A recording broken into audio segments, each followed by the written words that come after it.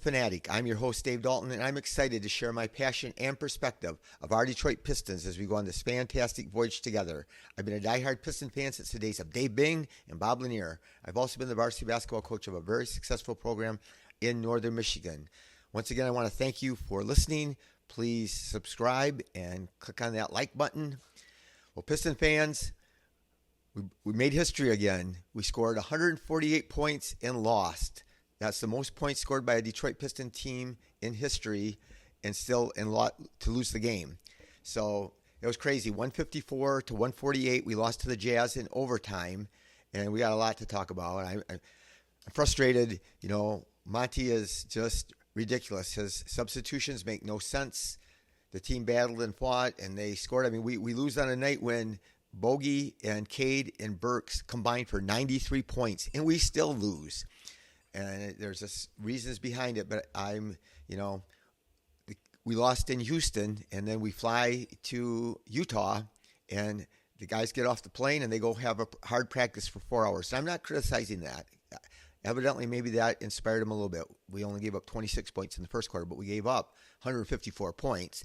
But there were so many big plays, obviously, when you have a game with that many points scored and that goes in overtime and baskets down the stretch. Burks made this impossible shot at the buzzer to send it into overtime after it was tied with 14 seconds left, and Utah has the ball. And I thinking we're going to put some guys in. We got to put defenders out there because we got Burks and Bogey and Livers that can't guard anybody, and Cade's not even a great defender. And so he's going to put some guys in to defend. And who does he put in? He takes Cade out and he puts Killian in, which I think Killian should have been put into the game. But the other guys were worse, and Cade did have 5 fouls. So that could have been why. But if they score, they're probably going to win the game. So, I mean, what are you saving him for? And why don't you put Asar in to help guard somebody? Because we could not guard them. And they did. I thought they did a lot of times where they just forced it in there, and then the referees just bailed them out quite a few times. But then could be on me. I never heard the announcer say that we didn't have any timeouts. So they score with like 4 seconds left, and we got the ball out instead of calling a timeout and taking the ball out at half court and putting Cade back in the game, who had a great game. We just let it go. And Burks came down, and he was flying through the air. People were all around him, and he just jerked it up there, and it went in. And Burks had an amazing game.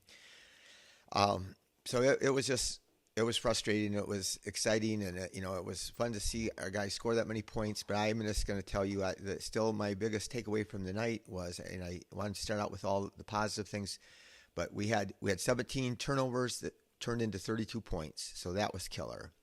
Then the Pistons made 3 more threes than Utah. We made also 3 more twos than Utah, but Utah made 15 more free throws, and there were some calls there were some plays that were reviewed, like Ivey got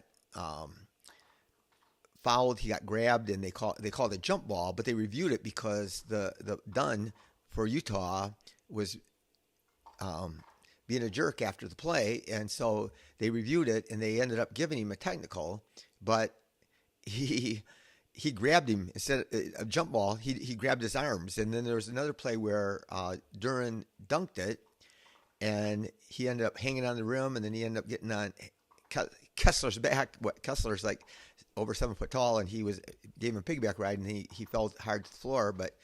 And that part shouldn't have been, but Kessler completely fouled him. Cade drove down the lane and made this great left-handed dunk on Kessler and posterized him, but no foul. He hammered him. And so anyway, it was frustrating. We weren't going to get breaks at Utah because we're not good. Anyway, I guess the referees know we're not good. But here's my biggest takeaway from tonight is, it's still another loss, but what are we doing? What is Monty doing? There's no logic to anything that he does. There's no logic to his substitution patterns. We knew it was wrong. And here, I'm not that smart, and I love basketball. I watch a lot of basketball as much as I can, and I listen to people. I listen to smart people. I listen to as many podcasts as I can, and I hear. And I've never heard podcasters, these guys, they don't even care about the Pistons. They don't hardly watch them. They wouldn't be watching them or paying attention as much as if it weren't for the bad streak. But they all acknowledge that Monty's rotations and substitutions and decisions on player, his evaluations, how far can his evaluations, he played Bagley all the time. So Bagley won the backup spot at center position. And so Monty says, well, they said, why doesn't Bagley play? Well, Monty says, I can't play three guys at center. So Wiseman deserves a chance. And Wiseman, I think, had a bunch of good games. He's had some games not as good, but he's had a lot of really good games. But it doesn't make any sense. That doesn't mean it makes sense that he played Bagley and Bagley plays good, and then he plays for no reason. Bagley doesn't get to play at all, and then Wiseman gets to play, and then Wiseman plays good. But, and then Killian starts the season, and he shoots terrible, and then he starts shooting good, and then he starts playing less. And then he just, again, he did some good things tonight, but he struggled, but now he doesn't get any minutes. He was getting the most minutes on the team at one time. And, there's just no sense. So Knox all of a sudden starts, and Knox started the game that we broke the losing streak. And he starts Saturday, and then he starts Monday, and then all of a sudden Livers starts. Why does Livers start? Livers is shooting 28%. 28%. And then he's the floor spacer. So that's why you're playing him, because he's a floor spacer. And he's shooting 25% on threes. Tonight he shot his quota, 1 for 4, and he took a three. He got a three blocked, and the clock wasn't running out. Kessler blocked his shot, and he missed a wide open three in the corner. He's not creating space. And the biggest joke is, watch the tape, Monty. Watch the tape. Livers gets blown by all the time, or they take him right to the basket and they shoot right over him. And it's not because he's not trying, or they drive by him and then he fouls. And it happens game after game after game. Watch the tape, Monty. They got such great access to tape. They can say, show me all the plays where Livers is playing on defense and guarding one-on-one, and they can watch it. I guarantee you, he just gets blown by all the time. And he plays 36 minutes tonight. 36 minutes. And Knox was starting over him, and Knox didn't do anything Livers never did anything to earn more playing time. Monty, all this stuff about they got to earn their minutes. They got to earn their minutes. Ivey had to earn his minutes. Well, guess what? Jaden Ivey did. Jaden Ivey goes to Houston, and we're playing the Rockets. He plays, he scores 19 points. He's 6 for 10, 3 for 4 on threes, 4 for 4 on free throws, 6 rebounds, 4 offensive rebounds where he's just busting his tail in only 26 minutes. He starts out tonight. He plays 7 minutes in the first quarter. He's 3 for 3, 1 for 1 on threes, and then he sits on his butt on the bench until there's only 5 minutes left in the second quarter. I mean, holy crap. So at the end of the game, when Burks got on fire, and he ended up taking some bad shots, and he missed some bad shots, and he missed some down the stretch, and him and Bogey were exhausted. He played them like the whole, I don't know when they subbed in, but they played a long stretch, and they're old, but they can't guard anybody, but they were tremendous tonight. They scored, and they hit big shots. Sad thing was, late in the fourth quarter regulation, we came down like 3 straight times, and those guys had like 8 to 10 foot pull-up jumpers that were open, and they just missed them. And I do think part of it was tired. But again, one of them missed a shot, and Duran gets a big rebound. He tosses it to Livers, and they take it away from Livers. And it's just like, and it doesn't even matter. Livers is not an NBA player. He might have a good stretch here. He might come out and Monty's going to play him. Why? But there's no rhyme or reason. Like I said, Ivey. He was playing phenomenal. He scored 18 points a game for the last, until tonight, like 6 games in a row. He was averaging 18. He's got 3 games in a row where he got a whole bunch of offensive rebounds.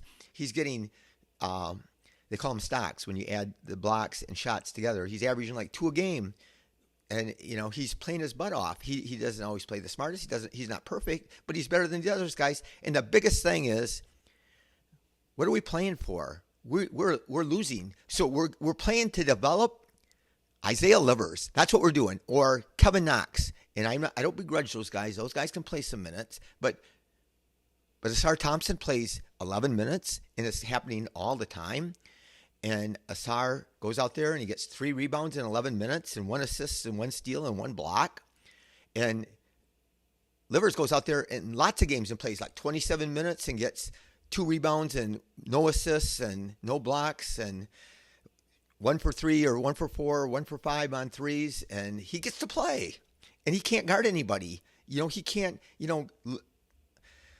Asar, he does stuff. He can get offensive rebounds, and he can get loose balls, and he can guard people, and he makes mistakes, but he's not going to learn to get better. We're playing every other day, and so they did have that one hard practice today. But I don't even know what Monty sees. I don't even know what he thinks about. I don't know what goes on in his head. What makes his decision? His evaluation of players and who to play them with. We need to play guys and stagger them. We don't stagger them. We still have an all-bench unit go out there, and then when the all-bench unit's not out there, we add the one player that we put in there is Bogey, and we need to have Ivy or Cade out there all the time. And there's ways you could do it. It's easily done. And I mentioned it before about how Philadelphia does it with Maxey and Embiid, but it could easily be done. You could take one guy out with 6 minutes halfway into the first quarter, and then when Cade comes out with 2 minutes left in the first quarter, then make sure you put Ivy in, and then Ivy plays in there, and then you can have Bogey intermixed with both of them, and it could work easily. But no, not Monty Williams. He's already won it. Monty, you don't need to try to win the worst coach of the year. You already have it won. You don't have to try anymore. So I don't like guys that rant and rave and get crazy on the thing, but it just bothers me, because as long as he's our coach, I'm not sure. My brother said I still always remain optimistic. I'm a positive person. I'm optimistic. I love our core 4. They lack shooting. Again, I went over and over and over and over about that. We have to get shooters, and we have to get shooters that can shoot and play defense, and we got to get guys that can play ahead of Isaiah Livers. We got to get 3-and-D wings. We got to get multiple ones of them, but we still have to. It still isn't going to matter, because Monty's just going to. He doesn't make any sense. He doesn't have any logic to how he plays guys. And obviously he's looking for every reason in his little brain to figure out why he shouldn't play Ivy. He's just looking for reasons not to play Ivy. Ivy can't do better than what he did in Houston. He was the only guy on our team that played well against Houston. And then tonight he 3 for 3. Took him out after 7 minutes. Didn't put him back in until 5 minutes left in the quarter. So he plays like half the first half, and he's one of our best players. And they're these guys that we have to develop. That's what it's all about. This season's all about Cade and Duran and Ivy and Asar getting developed and becoming better. And I got all this information about players and how they got better year after year after year slowly. But those are our talented guys. They're talented. They got, and if they aren't good enough, if we can't figure out a way to use him on the court to make him effective and part of a winning team, then we got to find out.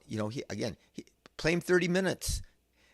I can't believe that he's going to do worse than what Livers is. Livers 25% on threes, and Ivy shoots. Asar shoots worse than that. But he doesn't do any other things. And again, he's supposed to be this good defender. There's so much. I get so sick of people that they label a guy a good defender or a bad defender, and it's not the case. There are some smart people like Bryce Simons is on. He has the Pulse, the Piston Pulse, but he does a lot of other stuff where he evaluates draft prospects and stuff like that. And he's on Game Theory podcast with Sam Bassini, and he knows his stuff. And he's not afraid to tell you that Killian's not that great a defender, and somehow he got this reputation as being a great defender, and that Stu's is this great defender, and he knows that Livers is not a great defender. And so what are we doing? What is Monty doing? And so anyway, how do you like that? It's late at night. Maybe I'm just too tired, but I just can't, I just can't stand it anymore. I just can't believe that we need to develop our young guys. We need to get better. There's hope for the future, but there's no hope with Monty Williams, because he is not going to make good decisions. He does not evaluate talent. He just changes his mind, like for no logical reason. A guy can be playing good, and then he sets him out. A guy that's not playing that good, and then he plays him, and then he plays good, then he doesn't play him. And so the biggest problem though is Ivy and Asar. That's those guys need to play, and win or lose. And again, I want us to win games, and I want if Asar's having an off game, and if Asar plays 25 minutes, and he's not, there's somebody and Burks is on fire, play Burks, But anyway, he can't play 11 minutes, and as good as Ivy's played for this stretch, he can't play 21 minutes. And so, anyway, Livers, 36 minutes. How many teams would he play 36 minutes for? I want to find out. I wish I could find out. I wish you could put him on anybody else's team and find out how many minutes the coach would play him. He is 4 for 7, which is way better than his normal percentages. But he got a great tip in at the end. It was really good, and it was difficult and a little bit of luck. But he and then he gets a layup and maybe an open dunk, and then he's 4 for 7. He made 1 3, but like I said, he got a 3 blocked, and you can't get it. I told my players, if you're getting this, I give my players the green light. We shot a lot of threes, my teams did, but you should shoot every time you're open. But you're not, if you get your shot blocked, you're not open. So he had 10 points. Bogey, 43 minutes before he fouled out, and so 13 for 26. Again, he took a lot of shots, and he took some tough ones, and he made a lot of tough ones. And at the end, him and Burks missed a bunch of mid-range jumpers that I think a part of it was just they were exhausted because they played so many minutes. But he was 2 for 2, 8 for 15 on threes, 8 for 15, and this is what we're looking for. The one silver lining in this game is Burks and Bogey, hopefully they've improved their trade value, and so we'll see about that. I don't know if that's going to happen or not, but I know that James Edwards III said that the Pistons aren't trying to trade Bogey. So, and I disagree with that. I mean, we need him out there to try to win games, but if anybody gives us a good offer, and I won't trade him for nothing. I won't trade him for a second-round pick or a couple of second-round picks or a mediocre player. But if I can get him somebody younger, again, like somebody that's a forward like Rui Hashimura, or a guy that even more that can shoot the 3 better than him even, I'm going to trade if I can get a young forward that can play defense. Because Bogey's out there battling, and Bogey gets screwed on some calls. He had some tough calls, but it's just hard for him to stay in front of people. His feet don't move fast enough, so it's hard for him. And so we're out there playing with Burks and Livers and Bogey, and like I said, Cade's only average at best defender, and Duran's not that good a defender. So we struggle, but those other guys just get blown by. Livers and Burks and Bogey just get blown by, just like they're not there. So, but he had 7 rebounds. He's been rebounding really well the last few games. 5 assists, which is great. He made some really nice passes, and he got the 6 fouls, 36 points. So that's his season high, obviously. Duran, 36 minutes, 6 for 7, 5 for 5 on free throws. So he's on fire from the free throw line. So that's really cool. 10 rebounds, which is kind of low for him, actually, to play as much as he did. 5 assists. But here's the thing. He had 3 turnovers. And the thing that drives me nuts, though, is he thinks he's cool. He'll like somebody will cut behind him, and he'll throw this little behind the back bounce pass, try to do a no look, or like I said, last episode, where he just underhand nonchalance or tries to make a pass that looks cool, because he likes to do cool things. And when I played, I threw the ball behind my back and around my neck and all kinds of under my leg and between my leg bounce passes and stuff. So I like doing stuff like that too. But there's no point in it. There's no advantage to be gained by a lot of the cool passes he makes, and it's not that it doesn't create anything. He could just make the basic, simple, easy pass and not risk turning over. He had 3 turnovers, 17 points. But Cade, 40 minutes. He missed his first 3 shots. I thought, oh no, he was so bad against Houston, and I thought he picked up right where he left off in Houston, missed his first 3 shots at least, but he ended up 12 for 21 and 3 for 7 on threes. He made a tough 3 that was maybe a little bit lucky at the end, where he was in desperate and he kind of jumped up in the air and shot it. But he was 4 for 5 on free throws, 5 rebounds, 12 assists, which is awesome. But the 6 turnovers, and again, when he gets 6 turnovers, there's always like like 3 of them are not smart. They're just careless turnovers. So again, he has to stop that. But again, he had 6. Our team had 17. But our turnovers always turn into points. So 17 turnovers to 32 points. They had 12 turnovers, and we got 18 points. So they killed us at the free throw line. They outscored us by 15 points from the line. From some questionable calls. And so Ivey, 21 minutes. It just is no logic. He's 4 for 8. He made all 4 of his shots in the first half. He did. I'm going to tell you this. He forced up. When he is in there, he doesn't touch the ball. And so that time that he got the jump ball with Dunn, he forced the drive in there because he hadn't touched it the whole third quarter, or whatever minutes he got to finally play in the third quarter. And he played the 5 minutes in the 7 minutes in the first quarter, and then he went in there and played the last 5 minutes of the second quarter, and he forced up a shot. And he was 4 for 5, but I know that he just wanted to shoot the ball because he was probably mad because he didn't get to play and never, I don't know. So Asar, 11 minutes, 1 for 4, 3 rebounds, 1 assist, 1 steal, 1 block. And, his stats when he plays 11 minutes and then Livers plays 36 minutes, and he still does as much or more than Livers a lot of times. Knox only got to play 13 minutes. What goes on in his head? But he was 2 for 5, and he's 0 for 2 on threes, and 1 rebound, 2 assists, 4 points. Wiseman, 17 minutes. He played 17 minutes, and he was 4 for 7, and he got some big baskets. He gets baskets when things aren't going well, when somebody misses a shot and he gets a dunk, or he gets an offensive rebound, or he gets shots that when they look like we're going to come up empty in the possession, and then he makes a tough shot at the end of the shot clock. He made one tonight, but he had 9 rebounds in 17 minutes and 8 points, and he was plus 11. And so that's a good game. He played hard and he battled down low. Killian only played 13 minutes. He did the same thing that he always does. He was 1 for 3, and that's about what he shoots. He was 0 for 0 on. He didn't try even attempt a 3, but he's amazing. He got 4 rebounds and 6 assists in 13 minutes. That's amazing. 2 points. I had a French listener, a listener from France, and shout out to France. And I talked about this guy, Zachary Richard, that is a prospect that I'm really high on.